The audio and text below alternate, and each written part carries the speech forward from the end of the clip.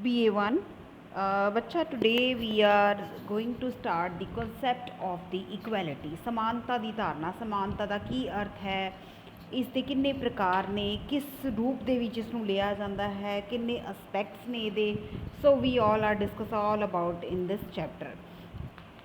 समानता की धारणा सब तो पहला in the simple meaning we can say that कि मीनिंग ऑफ द इक्वैलिटी, समानता के अर्थ संबंधी ਵੱਖ-ਵੱਖ विद्वानों के ਵੱਖ-ਵੱਖ विचार हैं। आम बोलचाल विच समानता का अर्थ आमदन, धन की समान वंड ਅਤੇ हर व्यक्ति के नाल समान व्यवहार तो लिया जाता है।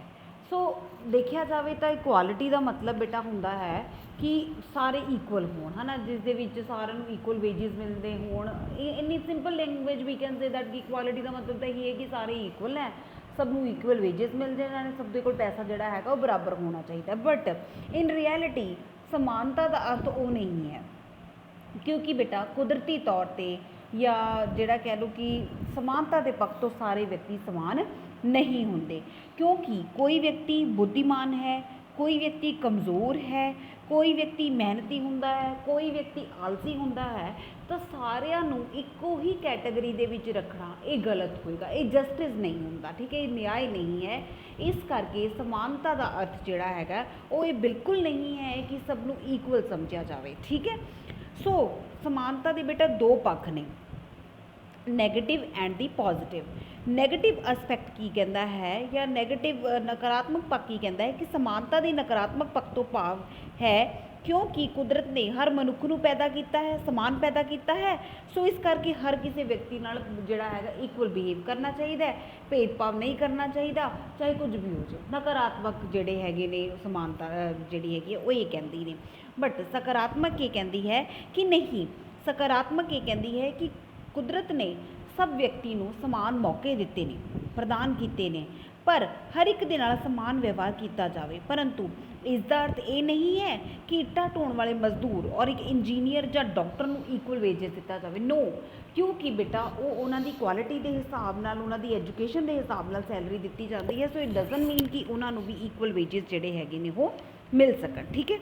ये समानता के सिद्धांत के विरुद्ध होएगा। इनकी बेटा डेफिनेशनस जिहड़ी हैगी दित्तियां होईयां ने तुहानूं, इहदे विच तुसीं कोई भी दो डेफिनेशनस लर्न कर सकते हो जिहड़ियां तुहानूं ईजी लगदियां ने। Now we are discuss about the character sketches of the equality. समानता दीयां विशेषतावां किहड़ियां-किहड़ियां ने।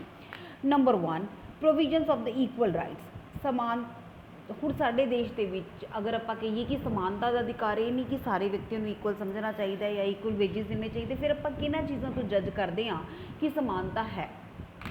Number 1, provision of the equal right. हर एक व्यक्ति चाहे वो किसी रंग, जाति, धर्म और नस्ल का है, हर एक व्यक्ति को इक्वल राइट्स दिते गए हैं, जोड़े अधिकार दिते गए हैं, ठीक है। और ये साडे कॉन्स्टिट्यूशन के विच भी दिते गए हैं fundamental rights. Absence of the special rights, विशेष अधिकारों की हणोट, किसी भी व्यक्ति को किसी भी तरह के कोई स्पैशल जोड़े राइट्स नहीं दिते गए हैं। Equal opportunity for the development, हर एक व्यक्ति को विकास लिए समान मौके दिते जाते हैं। लाइक इंटरव्यूज़ है वो क्वालिफिकेशन लिख दी जांदियां ने कि जो बंदा ये क्वालिफिकेशन को फुलफिल करता है, वो एलिजिबिलिटी को फुलफिल करता है, वो इंटरव्यू दे सकता है, ठीक है। Selection on the behalf of the performance. So this is kind की ईक्वल अपॉर्चुनिटीज़ जिहड़ियां हैगियां हर एक व्यक्ति को मिलिया जांदियां। ये व्यक्ति के उत्ते डिपेंड है कि वो किस अपॉर्चुनिटी को किस तरह लैंदा है। उस तो बाद है fulfilment of the minimum needs, जिहड़ियां मुढ़ली लोड़ां है, बेसिक नीड्स ने, असैंशियल नीड्स ने, उन्होंने पूर्ति की जाती है। Absence of the class division, वर्ग वंड दी होड़, किसी भी व्यक्ति के नाल वर्ग यानी कि उच्चे या नीवें के बिहाफ के उत्ते किसी भी तरह का कोई भी वितकरा नहीं किया जाता।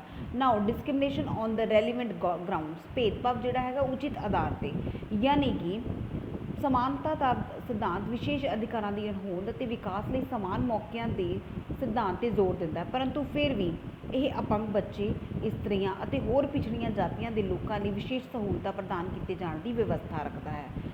सो जिहड़ा ये भेदभाव है ये उचित बेस के उत्ते है। सो इस करके कहा जाता है कि जिवें क्वालिफिकेशन का भेदभाव हो गया, ठीक है। महिला ते पुरुषों का भेदभाव हो गया। सो ये जोड़ा रैलीवेंट बच्चे तो किसी जोड़ा है कहते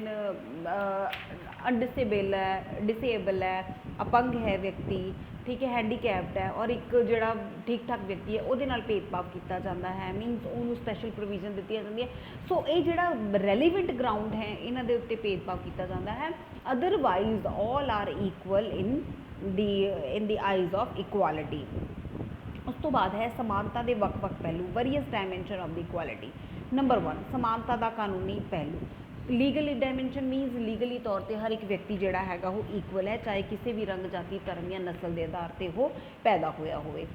ਇਹਦੀਆਂ ਵਿਸ਼ੇਸ਼ਤਾਵਾਂ, हर एक व्यक्ति कानून के सामने समान है, चाहे किसी भी रंग, जाति, धर्म और नस्ल का होवे। इक्वल प्रोटैक्शन ऑफ लॉ है, हर किसी को कानूनी सहायता मिलती है। Provisions of the equal law, समान कानून की व्यवस्था है, चाहे कोई मंत्री का बेटा है, चाहे आम आदमी का बेटा है। रूल्स जोड़े है वो हर किसी के उत्ते बराबर लागू होंगे ने। इक्वल राइट्स फॉर ऑल, सारे लिए समान अधिकार ने। Equal opportunities to the public appointments, जनतक सेवावां लई भर्ती लई समान मौके दिए जाते हैं। समाज के कमज़ोर वर्गों के लिए विशेष अवस्थावां कीतियां गई ने, ठीक है। किसी भी तरह की डिस्क्रिमिनेशन की मनाही हैगी आ, विशेष अधिकार की अणहोंद है, भेदभाव जोड़ा है वो तर्क संगत किया जाता है, ठीक है। कानूनी समानता को यकीनी बनाने वाली शर्तां, एक तो साड़ी लोकतंत्रिक सरकार है जिहड़ी for the people, by the people, to the people है, ठीक है। उस तो बाद है साड़ी इकोनॉमिक समानता है, स्वतंत्र न्यायपालिका है, संविधान के सानू फंडामेंटल राइट्स प्रोवाइड किए गए हैं, तो मुफ्त कानूनी सहायता है, तो संविधानिक सर्वोच्चता है, संविधान जोड़ा है वो सब तो सर्व उपर है, ये उपर कोई भी सरकार, ये उपर कोई भी कानून और कोई भी व्यक्ति या संस्था नहीं है। Political dimensions of the equality, समानता का राजनीतिक पहलू मीनस राजनीति के आधार पर सारे समानता, मीनस सारे ही वोट पाने का अधिकार है। सो राइट टू कंटेस्ट इलैक्शनस है। सो बेटा मैं तुहानू कहा सी कि सारे राइट, इक्वालिटी, जस्टिस, लिबर्टी, ये सारे ही कॉन्सैप्ट एक दूजे नाल मिलते जुलते। अगर तुहानू एक चैप्टर लर्न हो गया तो समझो तुसीं सारे ही कर लेते। सरकारी पद प्राप्त करने का अधिकार सारिਆਂ ਨੂੰ है। राइट टू पिटीशनस, बेनती पत्र देने का अधिकार, सरकार की आलोचना करने का अधिकार, राजनीतिक दल बनाने का अधिकार, ठीक है। जरूरी शर्तां, आर्थिक सुरक्षा है, राज का विकेंद्रीकरण है, शक्तियाँ किसी एक परसन के हथ दे विच नहीं है, स्वतंत्र ते निरपक्ष जन संचार ने, लोकतंत्रिक प्रणाली, कानून समानता, ये सारिया चीज़ां बेटा हर एक पॉइंट च आउणगियां तुहाडी, ठीक है, क्योंकि सेफ गार्ड्स सारे सेम ही है, ठीक है। उस तो बाद है सोशल डायमेंशन कि सोशलिस्टिक तौर पर एक समाज का नागरिक होने के नाते तुहानूं किहड़ी समानता ने। So absence of the special rights, दोबारा वही प्रोविजन ऑफ द डिस्क्रिमिनेशन, जनतक सदावां ते तुसीं बिना रोक टोक घूम सकते हो, लिंग के आधार पर कोई भी वितकरा नहीं किया जाएगा, सरकारी नौकरियां प्राप्त करने समान मौके, समान अधिकार दिते गए ने, सुरक्षा के प्रबंध किए गए हैं। सो सारिया ही चीज़ां जिहड़ियां हैगियां ये तुहानूं बार बार बेटा उही चीज़ां रिपीट होणियां। सेम आर्थिक पहलू की है कि सारिਆਂ ਨੂੰ ਕੰਮ ਦਾ अधिकार है, उन्होंने अकॉर्डिंगली उन्होंने मतलब जो भी उपजीविका कमाने के समान मौके, समान काम करने की मजदूरी, मुढ़लियां लोड़ां की पूर्ति, आर्थिक समानतावां, जिन्हें तुसीं काम कर रहे हो उन्हें तुहानूं इक्वल वेजिज मिलते हैं, धन का न्यायपूर्ण वंड, उत्पादन के साधनों ते न्यायपूर्ण मालकीत, ठीक है, काम करने का अधिकार, काम करने के निश्चित घंटे, जे कोई परसन काम करता है तो जोड़ा है उसनों इक्वल वेजिज जोड़े है वो उसके एक्सट्रा वेजिज दिते जाते हैं। सो उस तो बाद आता बेटा लिबर्टी एंड इक्वालिटी, स्वतंत्रता ते समानता। स्वतंत्रता का अर्थ तुसीं पहला ही पढ़ चुके हो कि स्वतंत्रता का अर्थ किसी तरह की कोई रोक टोक तो बिना नहीं, बल्कि लिमिटेशनस के विच रह के अपनी आज़ादी को माणना है। तो समानता का अर्थ ये नहीं कि हर एक व्यक्ति जोड़ा है इक्वल होएगा, नो, एक कुछ चीज़ों को छड्ड के जोड़ा उचित आधार पर भेदभाव के रहंदे हुए जोड़ा असीं जीवन जींदे हैं उन्होंने कहते हैं समानता, ठीक है।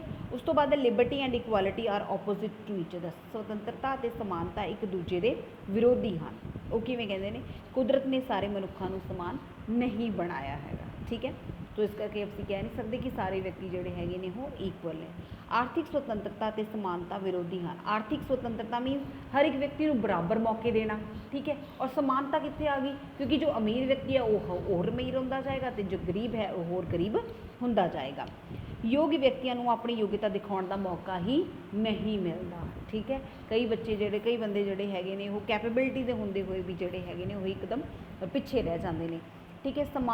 समान स्वतंत्रता का सिद्धांत गलत है, हर किसी व्यक्ति को अनैतिक भी है क्योंकि व्यक्ति बराबर नहीं होंदा, अकलमंद, मूर्ख, ज्ञानी सब तरह के होंदे ने, तो सब दे नाल इक्को तरह का वितकरा करना ये जोड़ा हैगा गलत है। सबनों स्वतंत्रता देना गलत है। एक बुद्धिमान नूं भी स्वतंत्रता देती, एक अकलमंद नूं भी स्वतंत्रता देती, ठीक है, एक देशद्रोही नूं भी स्वतंत्रता देती, मूर्ख नूं भी देती, ज्ञानी नूं भी देती, तो सारा जिहड़ा हैगा ये गलत है। कुछ विचारक ये कहते हैं जिवें टी.एच. ग्रीन हो गया, जिहड़ा हैगा टी.एच. टोनी हो गया, ठीक है, ये सारे जिहड़े हैगे ने कहते नो, स्वतंत्रता ते समानता एक दूजे के विरोधी ने, क्योंकि दोनों का उद्देश्य साझा है। स्वतंत्रता माणन लई समानता जरूरी है। दोनों की बुनियाद जिहड़े हैगे ने वो न्याय ने। राजनीतिक स्वतंत्रता लई बराबर मौके चाहिए हैं। स्वतंत्रता ते समानता ये दोनों ही जिहड़े हैगे ने वो एक अच्छा वातावरण पैदा है, विकास नाल दोनों का महत्व जुड़िया होया है और लोकतंत्र के एक स्तंभ ने, पिलर्स का काम जिहड़ा हैगा वो करते हैं। आर्थिक समानता ते राजनीतिक स्वतंत्रता विचकार संबंध की ने। राजनीतिक स्वतंत्रता मीनस वोट पाने का अधिकार, चुनाव लड़न का अधिकार, लेकिन आर्थिक समानता का अर्थ है कि धन की काणी वंडना खत्म करना, उचित जिहड़े धन के मौके प्रदान करना। सो कहा जाता है कि जिहड़ी कहते ना आपां राजनीतिक स्वतंत्रता कि सबनों वोट पाने का अधिकार है, सारे चुनाव लड़ सकते हैं, सरकार की आलोचना कर सकते हैं, ठीक है, लेकिन दूजे पासे आपां ये कहते हैं कि ईक्वल वेजिस होने चाहिए ने, समान वंड होनी चाहिए धन की, तो दोनों ही एक दूजे के विरोधी ने, क्योंकि गरीब व्यक्ति वोट के अधिकार का ठीक प्रयोग नहीं कर सकता। पहली गल, गरीब व्यक्ति वोट ही नहीं पाता। दूजी गल, जो प्रयोग करता भी तो है तो वह लालच के विच आके करता है। क्वाइट ऑब्वियस बेटा, एक गरीब आदमी है, वो दिन भर अपनी उपजीविका कमाने के लिए दिन रात मेहनत करता है, लेकिन अगर उन्होंने एक दिन के 1000-2000 रुपया दे के कहा जाए तो फलानी पार्टी को वोट देनी है, तो वह जरूर दे देगा, क्योंकि उन्होंने पता है कि पैसा जोड़ा है वो 2000 रुपये वो लिए किन्ने मायने रखते हैं। गरीब व्यक्ति लालच में आ जाता है। मैं पहले ही पॉइंट से समझा चुकी हाँ। गरीब व्यक्ति वोट के अधिकार की वरतों नहीं करते, वाकई करते हैं कि नहीं, वोट पाने के लिए टाइम वेस्टेज ऑफ टाइम समझते हैं उसनों कहते हैं कि सरकारां जो मर्जी आन, गरीब आदमी गरीब ही रहेगा, उन्होंने ये सोच रही है। गरीब व्यक्ति चोण नहीं लड़ सकता। क्वाइट ऑब्वियस, चोण लड़ने के लिए पैसा चाहिए है, पब्लिसिटी चाहिए, जो एक गरीब व्यक्ति को नहीं होंगी हैगी। गरीब व्यक्ति चंगा नेता नहीं बन सकता, लोगों का मानना है। राजनीतिक दलों से अमीरों का कंट्रोल है, छापीखाना अमीरों का हथियार है। गरीब व्यक्ति के प्रार्थना पत्र वाल कोई ध्यान नहीं दिता जाता और राजनीतिक शक्ति सिर्फ और सिर्फ किन्हां दी दासी होंदी है, अमीरों की। और इतिहास इस गल का समर्थन करता है कि शुरू तो लेके हुण तक हमेशा सिर्फ और सिर्फ अमीरों का ही गढ़ रहा है समान।